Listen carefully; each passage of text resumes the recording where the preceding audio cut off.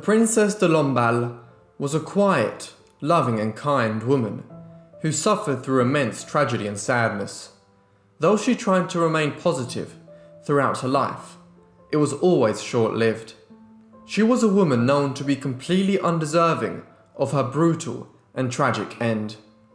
The princess was born Marie Thérèse Louise of Savoy-Carignano in Turin, Italy, on the 8th of September 1749.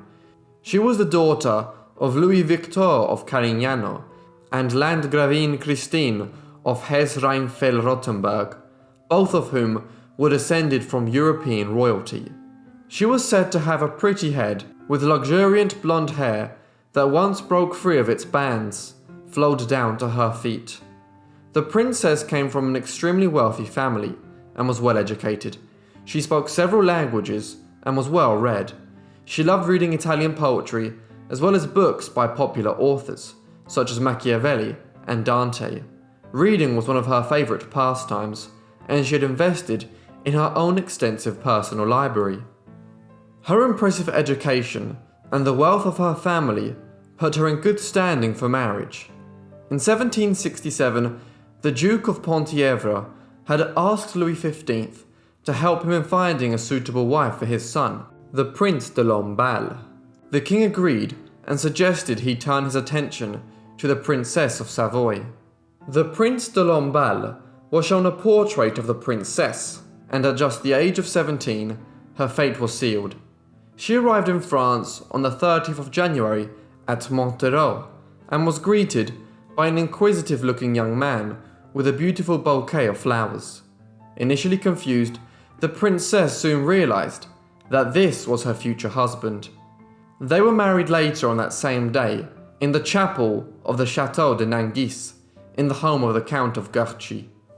The marriage, though, was short-lived. The Princesse de Lamballe had shown her husband love and affection, and initially, the two seemed happy in marriage, but the court of Versailles was notorious for its scandals, and it wasn't long before the princess found herself at the centre of another.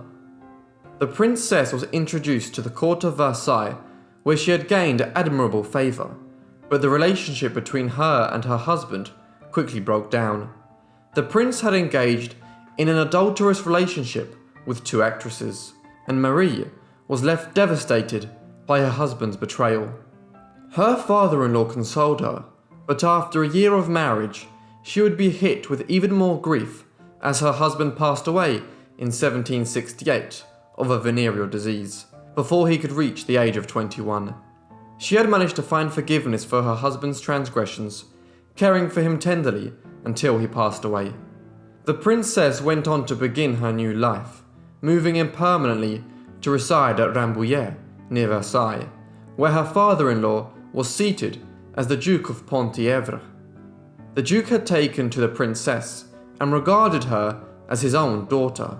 He recommended that she take a vow of chastity and become a nun. Though never a nun, she chose to remain faithful to her husband throughout her life.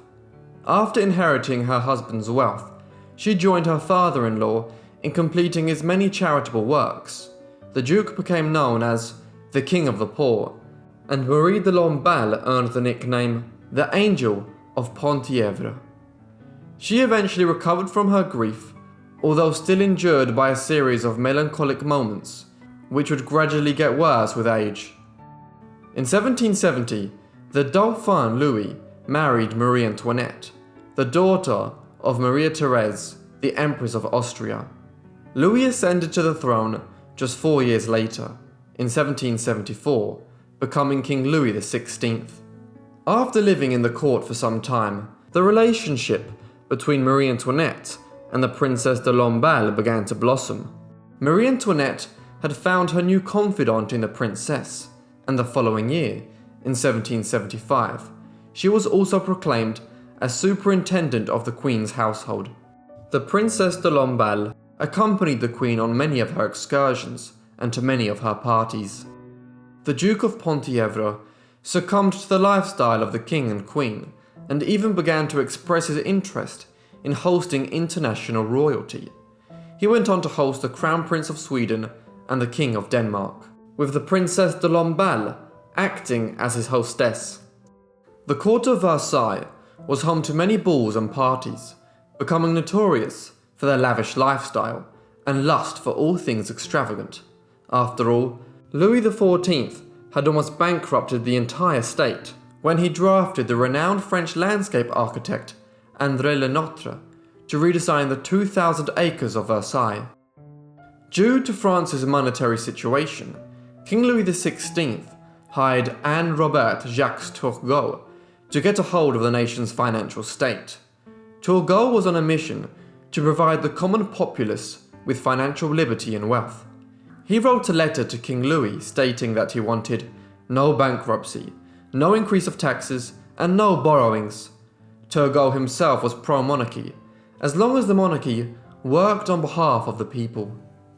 With his new laws and regulations coming into effect, King Louis XVI had needed to bring the estates in Brittany into stricter compliance, as the region had previously operated as a somewhat autonomous state. In order to do this, the king needed a reliable diplomat to quell any backlash or anti-monarchist sentiments. And so, he called upon the Duke of Penthièvre as the perfect man for the job. The Princesse de Lamballe accompanied him to Rennes on the 17th of December 1774. Their venture into the region was a huge success, and the princess herself had managed to win the hearts of the region's population. The Princesse de Lamballe had been gone from the court at Versailles for 2 months, and the Queen Marie eagerly anticipated her return.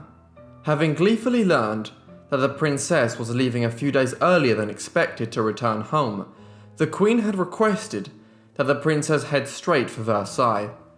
After the Princesse de Lamballe entered Versailles, she was surprised to see that the Queen had ordered her portrait to be painted on a glass that had been placed in the room where the Queen spent most of her time. Yet, after spending a lot of her free time with the Queen, the princess's thoughts and interests began to wander. The Parisians loved all things supernatural. Their inclination to the superstitious and paranormal began long before the princess was born, but the intrigue had continued to grow. The Count of Saint-Germain had captivated the population, claiming to have lived for centuries and to have met Jesus Christ himself. Baron du Popet de Sennevoix had introduced the study of animal magnetism. Eliphas Lévy was a distinguished sage, and Alexis Vincent Charles Berbequier de Terre-Neuve-du-Thym had risen to fame as a renowned demonologist.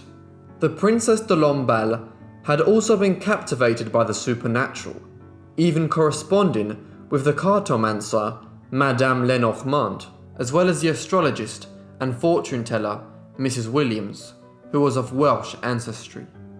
Though much of her private life remains a mystery, it's known that the princess became intrigued by Freemasonry. In 1777, she became a member of the Loge de Candeur and became one of the country's most prestigious members. And in 1781, she took on the role of the Grand Mistress of the Mère Loge d'Écossaise d'Adoption. In 1775, a mass revolt broke out. The country's harvest had yielded an incredibly low volume of grain, and the country quickly began to find itself in a food shortage, unable to feed the population. People began blaming the monarchy, claiming they had purposely held the reserves back for themselves, and the people began to riot. The country was descending into panic. Looters were out in force, and farmers were held to ransom by the looters, who were forced into selling their grain for a lot lower prices. Throughout April and May, the rioters caused chaos in what became known as the Flower War. Tragedy struck again for the princess when in 1778 she lost both of her parents. In the year 1785, the population of France became increasingly hostile toward the throne, and the lavish lifestyle they were living, while much of France suffered in the cases of extreme poverty. The people had needed to find an excuse for every possible misfortune, and they found it in Marie Antoinette. She became a public hate figure. The years of 1786 to 1789 remained free of tragedy for the princess, and, in a letter written by Horace Walpole, it said that the princess went on a visit to England in mid-1787. The situation in France, however, wasn't improving. The king became fonder of his personal collections, rather than making decisions on running the country, and the queen was more suited to spending large amounts of money on diamonds and other luxurious goods, as well as owing a lot of money in unpaid gambling debts.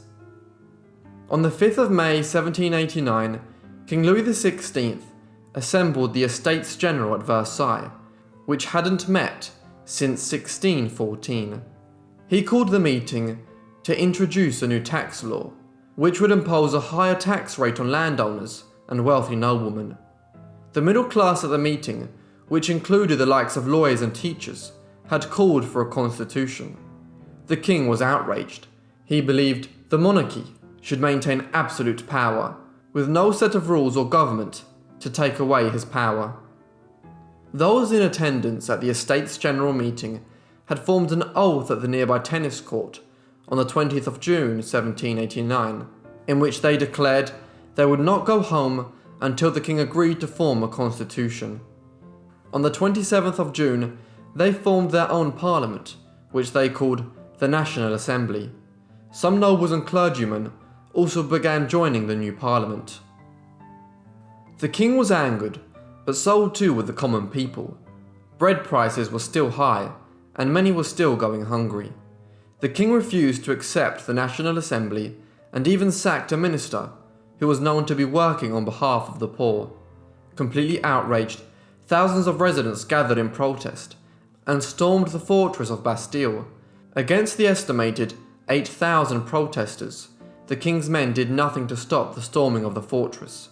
The governor of Bastille handed over the keys to the protesters, but it was too late to be sympathetic toward them now.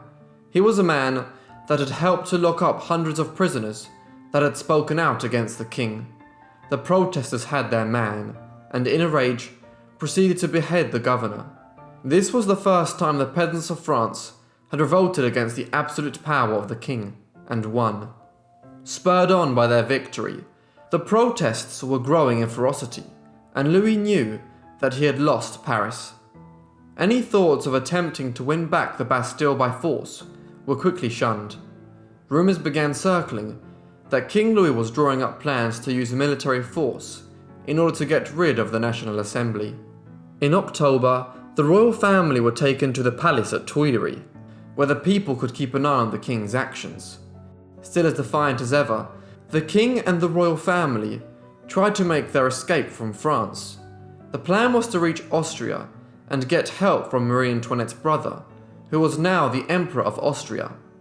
In June 1791, they made their attempt, but were stopped at Varennes and brought back to Paris in their carriage. In 1791, the Princesse de Lamballe had managed to avoid capture and travelled to England once again, on a visit to Blenheim, Oxford and Bath. Only this time, it appears as though she was on a quest for protection. Marie Antoinette had already sent messages to ask for assistance, but it seems as though the princess arrived in person to ensure the severity of the impending situation was heard. The Queen of England received the princess with great affection and to great pleasure, but when she asked King George III for assistance, he refused, telling her that the French royal family had brought about their own misfortunes. The King of France wrote to the princess, telling her not to return, as things had gotten too dreadful. She wrote back saying, "The Queen needs me, and I must live or die at her side." She wrote her will at Aix-la-Chapelle, which even included her beloved dogs, and she returned to France to stand by the Queen's side. The National Assembly had some royalist sympathisers within its members, and Marie Antoinette held secretive meetings with them at Versailles when the family had been taken back to Paris. The Princesse de Lamballe, known to be the Queen's confidant, was also suspected by the people of engaging sympathetically with the Austrians. On August 10, 1792, the monarchy was officially overthrown, and the princess was imprisoned in the Temple prison alongside Marie Antoinette. She was then transferred to La Force prison on August 19th. The princess was ordered to take an oath that denounced the monarchy and her best friend as the Queen of France, but she refused. On September 3rd, she met her brutal punishment. She was dragged outside the prison after a short trial and was struck numerous times with weapons wielded by the angry mob that awaited her. She fell to her knees after being struck in the head and eye. Her blood gushed over her dress. She was then hit with force over the head, which knocked her unconscious, and the mob then stripped her body and set about mutilating her until she was no longer recognizable. After these horrific and tragic scenes, her head was cut off and stuck on a pike, which the mob then paraded in front of Marie Antoinette's cell. Her charitable and kind works had accounted for nothing.